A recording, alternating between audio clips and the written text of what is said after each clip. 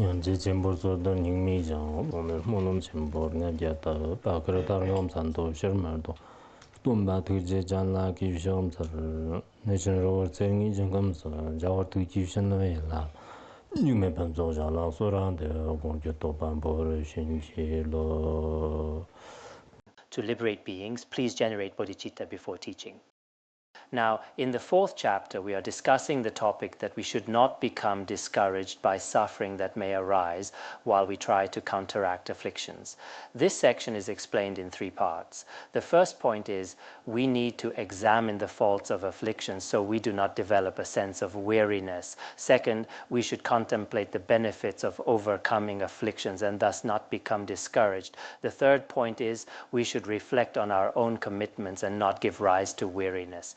Now we will begin by discussing the first point, which is we need to understand the faults and harms of afflictions and never become weary or discouraged. Why is that?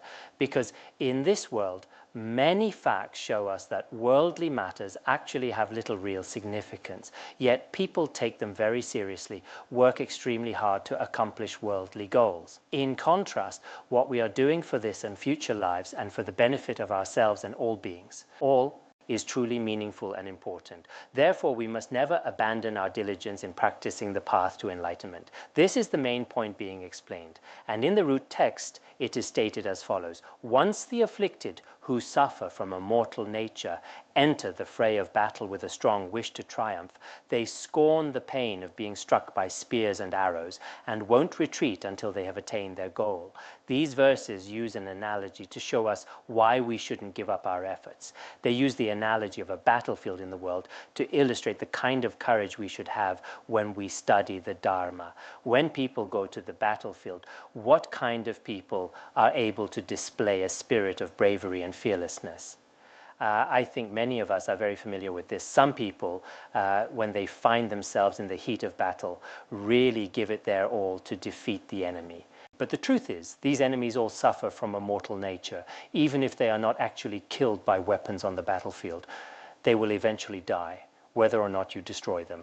This is because, as we all know, all sentient beings in this world now, especially human beings, will inevitably die naturally within 100 years. The army of impermanence will consume them. Even if you don't kill them, they will still die. Some people live for decades, some only for a few months, and these enemies too are tormented by various karmic forces, afflictions, and suffering. They are truly pitiable and deserve our sympathy. But when people go to the battlefield, they insist on destroying their enemies, on wiping them out completely, and they won't retreat until every last enemy is gone. Even if they face huge difficulties on the battlefield, they simply won't back down. For example, in ancient India, when people went to war, they used all kinds of weapons such as spears, bows, swords, and so on to injure their enemies' bodies or even cut them into pieces. But even when the warriors were wounded by these weapons, they would never retreat. They would keep fighting to the end. They simply wouldn't back down. Here, the author is mainly talking about the heroic deeds of some Indian warriors at that time to illustrate the spirit of the Bodhisattvas. From these vivid and relatable analogies of the time, we can see that the customs of ancient India were basically the same as those in our world today. Many of their habits were pretty much the same as ours. Back then, there were also battles fought with weapons on the battlefield. However, in a commentary on the Wheelbald of Mind Training, it is mentioned that while ancient India had weapons, they didn't have modern ones like bullets and guns. Those kinds of weapons simply didn't exist back then. I remember a great master once pointed this out. Perhaps this was seen in many Indian treatises. Nowadays, of course, almost every country has modern weaponry. The situation is the same everywhere. But back then, India probably didn't have those kinds of weapons. Still, regardless of the era, if you found yourself on the battlefield, you would go all out, determined to defeat the enemy at any cost and claim victory. If you didn't win, you would never run away, never retreat. maybe this is still a basic expectation for soldiers in war today. Anyone who has fought in a war or served as a soldier probably understands this very well. Even now, some people who have served in the military often talk about their experiences. They'll say, when I was on the battlefield, there were enemies in front of us and officers behind us. If I didn't dare to move forward and try to turn back, the officers would shoot as well. So you really hear these kinds of stories now. There truly are such heroic tales out there. In the Tibetan regions, there is such a saying. In the world, those who are truly heroic when fighting the enemy, even if their bodies are pierced by knives or other weapons, and their intestines and organs already exposed, they would wrap those organs with their clothes and, holding them close, continue to fight on the front lines, engaging in bloody combat or fighting for their lives. Such things do exist in the world. Perhaps many Dharma friends here have read about related stories. For example, stories of the national hero UFA from the past. UFA was also considered a great hero in his time. He died at the age of 39, I believe. Before he died, no matter what war he engaged in, the armies he led basically always achieved victory. Another historical figure known for his prowess in battle was Guan Yu. No matter what kind of battlefield he was on, he was always courageous, and later generations have highly praised his bravery. Once a poisoned arrow struck his arm. After the arrow was removed, the doctor examined the wound and said the poisoned flesh had to be cut out, otherwise the poison would spread. During the surgery, Guan Yu didn't even close his eyes. He showed no change in his expression, and his mind remained completely steady. The bravery and fearlessness of people like this is truly remarkable. When we compare that spirit to our own as practitioners, it is really quite astonishing. Another example of someone who showed a truly brave spirit was Napoleon. He was a remarkable French military leader, and he's been praised by many people in later generations. He led many wars during his time and won many victories on the battlefield. Every time he went to war, he never thought about himself. He was always focused on winning, fighting until the very end. So later, people would say that if information had been as widespread as it is today, he might have been called the world's greatest hero at that time. Because back then, no matter which nation you were from, people tended to think their own national hero was the greatest, or that the hero of their country was the most remarkable, or even that the leader of their army was the greatest. And sometimes, even the hero of a small village was considered extraordinary. That was just the trend at the time, but now things have changed a bit. These days, even if there's a hero in a nation or a hero in a country, their reputation and fame aren't as high as before, because the world today is quite different from the past. Now, people generally value peace and harmony and are less interested in war. So if someone stands up and tries to start a war for some reason, disregarding the peace that everyone has worked so hard for, not only are they not seen as a great hero, but people might even see them as someone who loves war and violence. They might even be viewed as a kind of terrorist. So for people in some less developed places with traditional ways of thinking, like remote villages or certain tribes, if they could take in some Buddhist ideas like love and compassion and approach things with a more open mind, I think it would really benefit them. Looking back at history over the past few decades, even since we were children, most of what we learned was all about this hero or that hero, and how we must fight wars and win victories. Almost all the propaganda was like this. But now, if we keep promoting these values, it could lead to conflicts between countries, between different ethnic groups, and even between individuals. These days, if someone is good at killing animals, they might even be praised as brave. This is still a kind of title people use. For example, if someone kills a lot of loaches or eels in a day, others in that community might think it's impressive. But even so, this kind of value seems to be slowly changing in today's world. In any case, back in ancient India, there was a tradition of fighting bravely in battle. Many Dharma friends here probably know this very well. People thought a warrior was truly remarkable. If he returned victorious, everyone saw him as a hero. So these warriors would disregard their own safety as long as they could achieve victory on the battlefield. And here, Shantideva is using this kind of analogy. From what I've observed, whether it's people here or Dharma friends I've met elsewhere, many people are interested in the military, especially stories and information about battles. It seems that wars and violence attract a lot of attention, and they appear on TV, in movies, and in all sorts of media. But personally, I think we should be moderate when it comes to watching TV or movies and not get absorbed in them. In fact, apart from getting some reliable news, there isn't much value in watching TV for lay practitioners who truly want to study the Dharma. Relying on these illusions just wastes precious time for practice. For monastics, I really think it's best not to watch TV at all. Some people, every time they check into a hotel, the very first thing they do, even before eating, is turn on the TV. They switch it on and get completely absorbed. This probably isn't a good habit, and we should try not to develop it. As ordinary people, we might feel that we find a lot of joy in these things, but the happiness is all deceptive. From a Buddhist perspective, you could say it's all illusory. Some people might think this sounds a bit extreme, but in reality, what real knowledge do you actually gain from it? In fact, many people in the world today, even those who don't study Buddhism or have any religious faith, like some experts and wise people, never watch TV for entertainment. They don't watch anything on TV that stirs up desire or anger. This year, when I was in Dalian, I met a man who works in the US now. He's a PhD and also interested in the Dharma. He is very interested in all kinds of worldly knowledge. He told me that for many years he hasn't watched TV at all, but he is extremely focused. Honestly, as a Buddhist, I felt a bit ashamed. His main research isn't even Buddhism. He's mainly dedicated to research and development. And he often comes up with creative ideas and inventions that benefit people. He devotes himself day and night to his inventions. At night, his schedule is just like some great Mahayana practitioners of the past. He only sleeps for a short while. He just goes back to sleep for a little bit during that short time. Other than that, he has no time for any kind of enjoyment. He said, now I'm in my 40s. I haven't even had time to find a wife or get married. He has no time for sightseeing or travel either. He puts all his energy into wanting to contribute to others. He wants to offer the wisdom he has now to do something good for people and for everyone on this planet. He said he doesn't even have time to sweep the floor. He told me, in the morning I drive to work, and once I get there, I focus on my research all day. When I come home at night, I just go straight to bed. So the place where I sleep has no dust, and everywhere else is dusty except for my bed. He seems to be a very intelligent and kind-hearted person, always thinking about others. Although his ideals aren't exactly the same as the Mahayana view, I still think there are truly remarkable people like him in this world. They have no interest in TV or any of the worldly distractions that confuse people.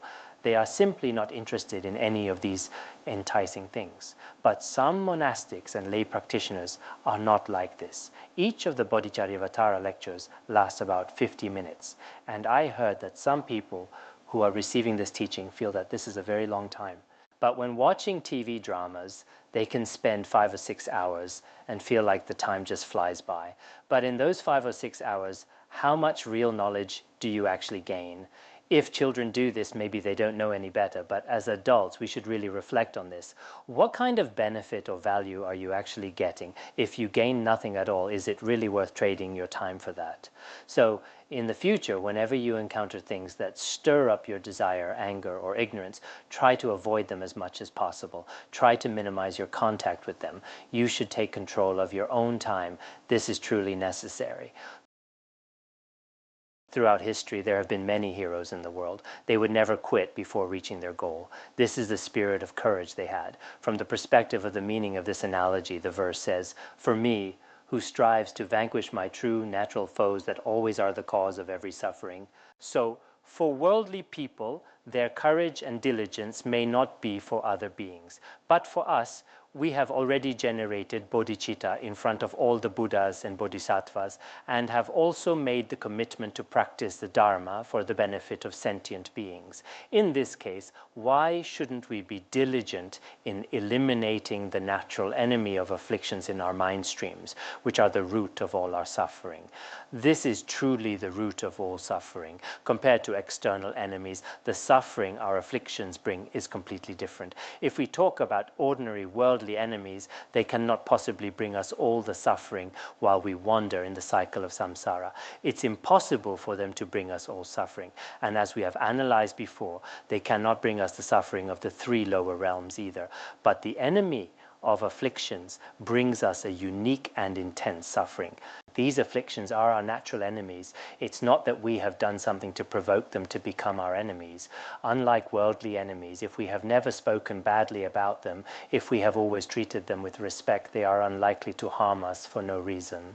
There must be some kind of conflict or resentment happening between us. For example, if they have ever treated us badly, or if we have spoken ill of them behind their back or tried to harm them, then it's natural we may become enemies. But as for afflictions, we have never harmed them. Whether from beginningless time or in this very life, we can't recall ever doing so. It's not that they immediately get upset and take revenge on me because I have bullied desire or slandered anger and so on. By natural enemies, their nature is like that of a wicked person. You don't have to provoke them at all. They are by nature causing harm to others, not because we have ever harmed them. They have always been our enemies by nature. They have always been extremely poisonous and fierce. They have always harmed all sentient beings, so they are truly our natural enemies. So the enemies of afflictions are not the same as worldly enemies. Worldly warriors would harbor intense anger on the battlefield toward their enemies, who in themselves suffer from a mortal nature.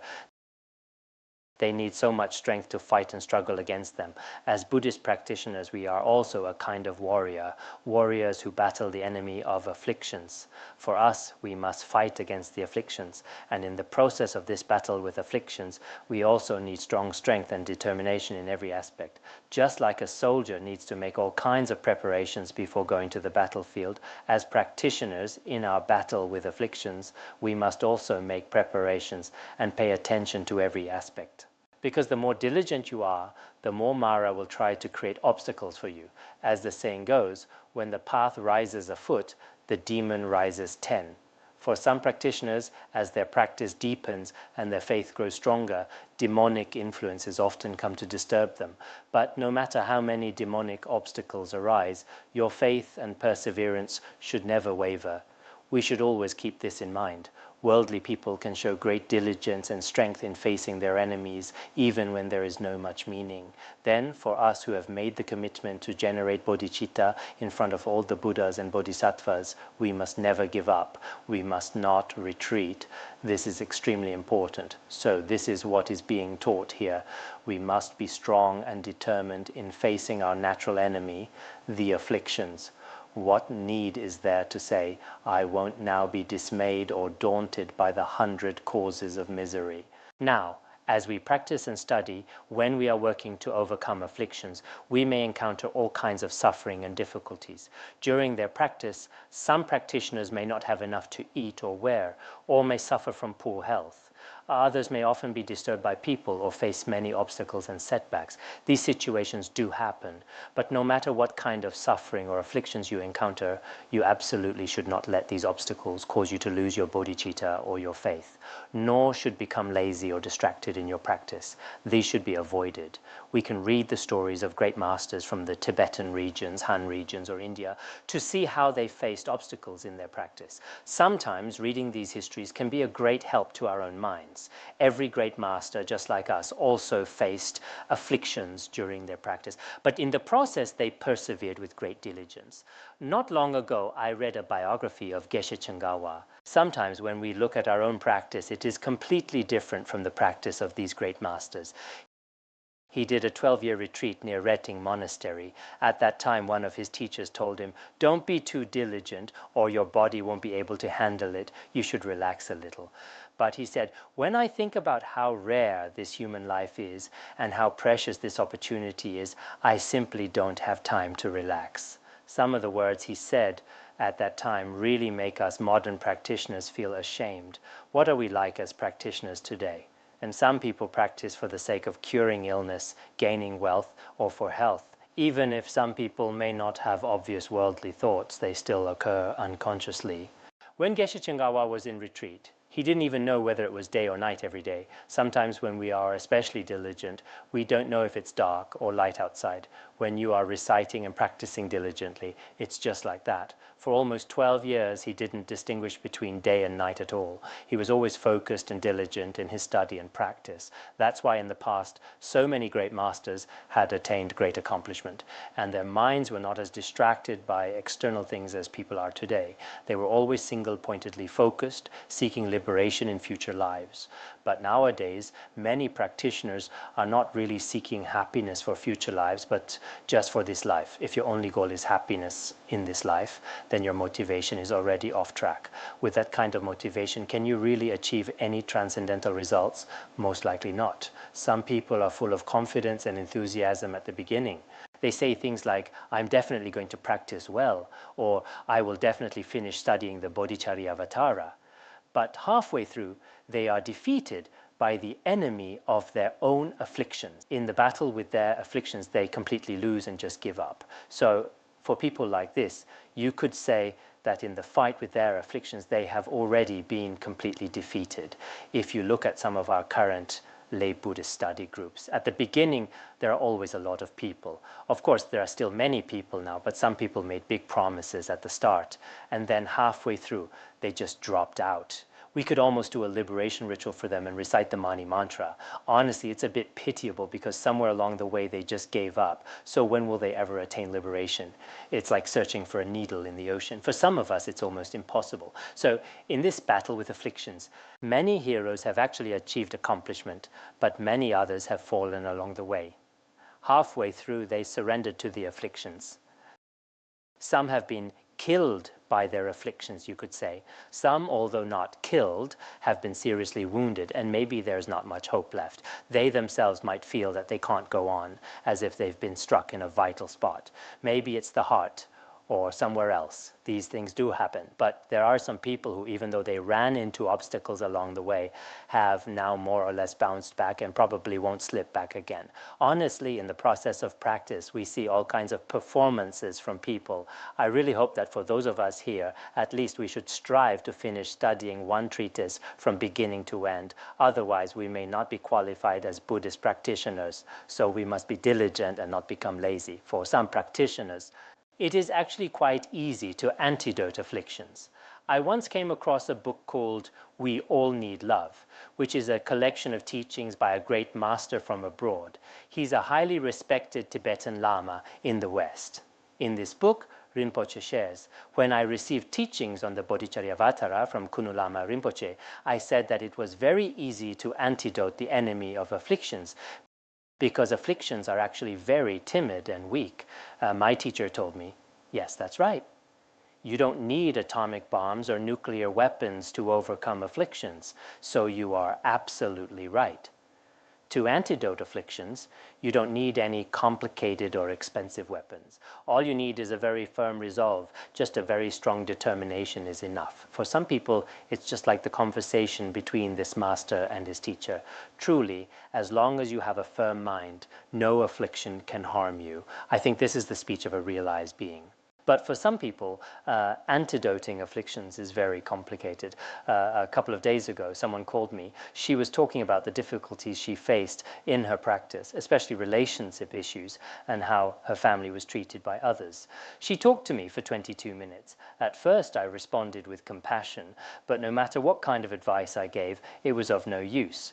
Whether it was the Dzogchen instruction of observing the mind and letting afflictions self-liberate, or the Madhyamaka instruction of observing the mind and seeing the nature of afflictions as emptiness, or the Chittamatra view that all phenomena are merely mind, and finally even the Sautrantika perspective, none of it worked. At first I thought it would be best to use Dzogchen, but it just didn't help. She just kept describing her own situation, what she was like before, what she is like now, what kind of phones her husband and she used, just going on and on about these little things. I could feel that her discursive thoughts were only increasing. Perhaps she was like someone who occasionally comes out of a faint, but then quickly falls back. Her mind was already obscured. For people whose afflictions are deep, it is truly very difficult to overcome and defeat afflictions. But for some great masters and practitioners, antidoting afflictions is actually quite easy. So I think we each need to examine which path we should follow. Then again, for many people, antidoting afflictions is not so easy. But no matter what, since we have generated bodhicitta, we should all reflect on the actions of the great masters of the past. Nowadays, many Buddhists sometimes focus on reputation, sometimes on constructing temples and so on. They value less inner practice and cultivation. This could lead to the corruption of Buddhism. The crucial problem is that Buddhists don't focus on real inner realization. In this case, we become just Buddhists in appearance. With inner realization, whether you are a monastic or a layperson, no matter what kind of demonic influence arises, it cannot defeat you. Therefore, everyone should value genuine practice. It's not that bodhicitta or these Mahayana treatises lack blessings. Whoever practices will receive the results. While hearing and contemplation are very important at the same time, we should not disregard actual practice. Just as how the great masters practiced, we should also battle with our own afflictions in these decades of our lives. We should try to antidote the afflictions in our minds and help other sentient beings to destroy their afflictions as well. I think this is what every practitioner should do. The verses use vivid analogies to illustrate this point. In fact, the analogy of how soldiers fight with a strong wish to triumph in wars is a vivid example. If they are so courageous just to win a battle, what kind of attitude should we have as we engage in battle with our afflictions? This is worthy of reflection. Next, it's about contemplating the benefits of antidoting afflictions and not giving rise to weariness. In short, we should not become weary. If halfway through you think, I can't listen anymore, I can't study anymore, I can't keep going, and you gradually give up, this is a very unfortunate thing, and it shouldn't be like this, no matter what, as long as your faith does not waver. Of course, our wisdom and compassion may differ, and this is related to our practice in past lives, but laziness is something we can overcome ourselves. So try not to be lazy, but be diligent as much as possible. Now the next verse says, if someone wounded pointlessly by enemies will flaunt their scars as decorations on their body, how then is suffering a cause of injury for me who truly strives to accomplish a great purpose? Here, the teaching is given by combining analogy and meaning. Over the past few lectures, Shantideva has been using war analogies to teach us how to study the Bodhicharyavatara and how to learn the Mahayana Dharma. This verse is the same. Some people, like soldiers and warriors, fight in wars to gain benefit that may not be meaningful. They may want to gain reputation, receive praise from others, or get some temporary status or wealth. For such purposes, they go to the battlefield. When they return, they may have some scars on their bodies. Scars left from the battlefield. If they didn't die and managed to come back, they may show off these scars in front of others, saying how heroic they were on the battlefield. They flaunt them like medals, boasting about how brave they are. I remember when I was young, I had such a relative. When I was very little, he would often tell me, look, I have a scar here. This one was from fighting with such and such hero. I have another scar here, and this one is from another fight. Not me, I never had any battle scars. He would always flaunt his scars. He'd say, don't mess with me, I'm not someone to be trifled with, I'm not afraid of ordinary wounds, and so on. He would often boast like this. As children, we were easily impressed. When we saw this, we thought he must be very tough. If someone had such deep wounds, we thought they must be really strong. We were often afraid of him and had this kind of idea. Actually, this kind of analogy by Shantideva probably comes from Indian customs and habits of that era. But I think this is true for many cultures even now. In the past, when teaching this verse, His Holiness Jigme Phuntsok Rinpoche said that this was also a common habit of people in Tibetan regions. Some old warriors would sometimes take off their shirts, showing their bodies covered in scars to the new soldiers, saying, when you go to the battlefield, you should be like me, not afraid of death. Such marks are seen as a sign of great heroism. It's considered a kind of remarkable heroic decoration used to show off. His Holiness used to mention that there is a saying in Tibetan regions, if you have scars on your head and scars on the back, it means you were hit while running away, which is seen as a sign of weakness. But if the scars are on the front, it means you got them facing your opponent in direct combat. But His Holiness would also joke that this isn't always the case. Maybe someone just didn't dare to run away and got hit anyway. So not every scar on the front is necessarily heroic. There have always been sayings like this in the past, and even now, I think this kind of thinking still exists in society.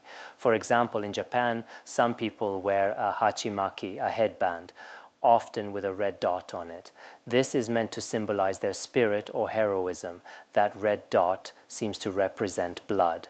There are many examples like this in the world, whether among warriors or in society in general. For example, the Red Guards had their own symbols, and in the past it's said that Hitler's followers also wore special armbands or something as a kind of mark. These were also seen as symbols of heroism. So I think many people who have some special mark on their bodies, something they see as a sign of heroism, like to show it off. You even see this among people in gangs or the underworld. Some gang leaders may also often show their scars to their followers as proof of how tough or heroic they are. When they want others to do something, they insist that a person must have certain scars as proof. So this is also a kind of tradition among people. Honestly, there's not much real reason for it, but we can all guess what it means. But what does it really mean to be a hero? If someone has a scar, is that really so impressive? Not really.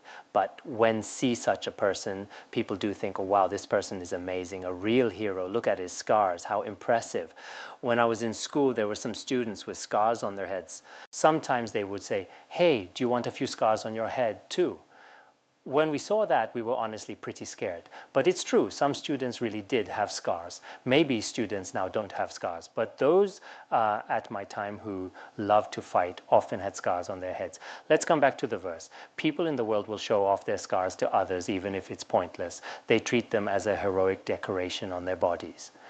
But now, for the sake of benefiting all sentient beings, we diligently practice the Dharma. If we encounter a little hardship or suffering in our lives, what is there that we cannot endure? Worldly people show off their wounds from enemies, thinking of themselves as great heroes. But in our practice, in our battle with afflictions, if we have any scars, or if we go without food or clothing, if we are injured even a little in our practice, this is the true mark of a hero.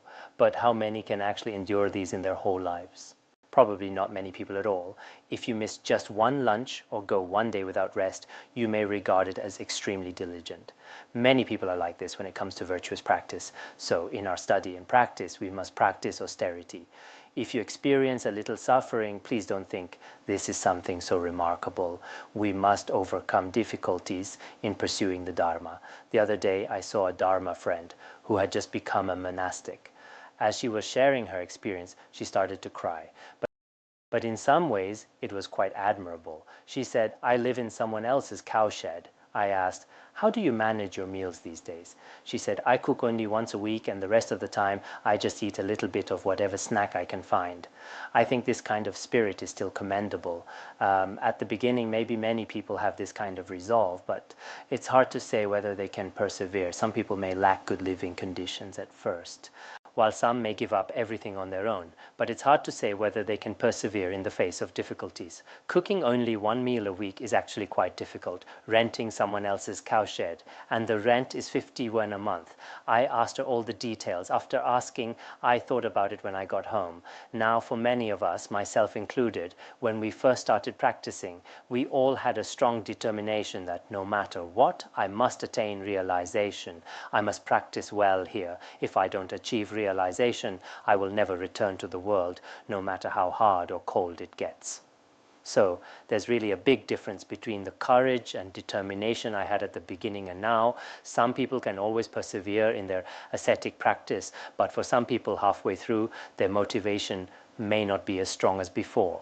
This also happens no matter what, when someone first wants to become a monastic and wants to diligently study the Dharma. This kind of spirit is truly precious in our short lives. But once we have this motivation, we must keep cultivating it, as our minds are easily influenced and polluted by the environment. And in a very short time, our motivation for the path can fade away. So when we hear these stories of heroism, we see that worldly people, for just a little personal gain, and for a few of the 8 worldly concerns, they are willing to endure even having pieces of their own flesh cut off, and they feel it is only natural and right. They think it's perfectly justified. Then, as practitioners, do we have this kind of courage and resolve for the Dharma? I think, first of all, it's important for us to have a genuine interest in hearing, contemplation, and meditation on the Dharma. We shouldn't just see this as some old tradition thinking, well, this is what practitioners in the past did, so we'll just follow along. Instead, we need to have the determination, I want to achieve realization through my practice. Sometimes when we see people who are new to Buddhism, their motivation is actually very inspiring. They will say, I'm going to study here until I attain realization. If I don't, I won't go back.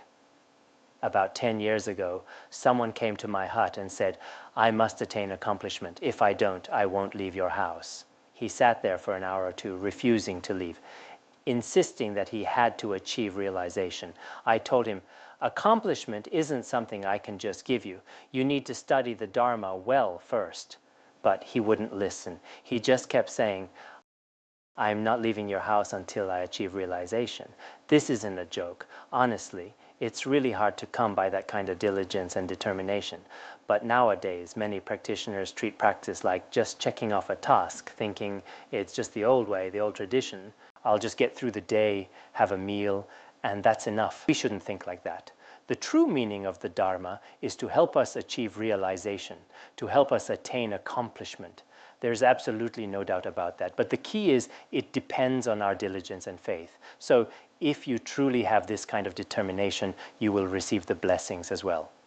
As for that person I mentioned earlier, even though he didn't achieve any particularly high realization, he still became a very good Dharma teacher. At the beginning, some of his actions were a bit much and maybe a bit hard for others to accept, so I won't mention his name.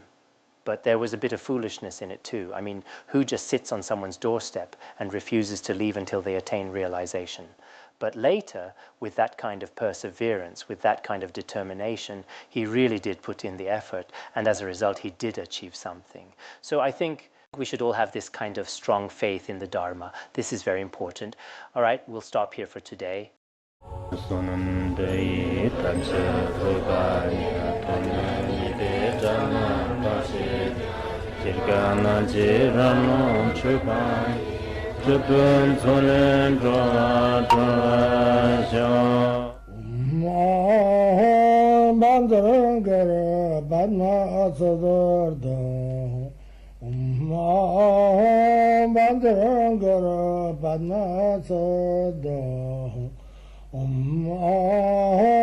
Bandara Banma Sadar